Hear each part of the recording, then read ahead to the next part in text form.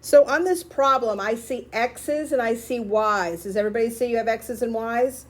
So since I have two things with x's, I am going to look at that. And since these are vertical angles, what do we know about those two angles? So since they're congruent, we're going to find the x first. 7x plus 13 equals 6x plus 20. And we're going to subtract 6x from both sides and subtract 13 from both sides. And now we get that x equals 7. I'm going to plug that 7 in to see what these measure. So 6 times 7 plus 20 is 62 degrees.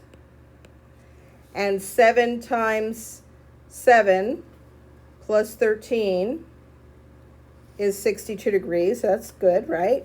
So if those are 62 degrees, what does this angle measure?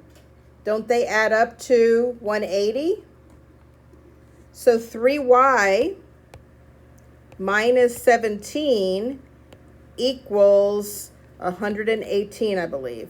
So now we let the math take us there, and we get 3y equals 125, and divide by 3. When you divide by 3, you get y equals 45. Okay? So they want x and they want y, and you're done with that problem.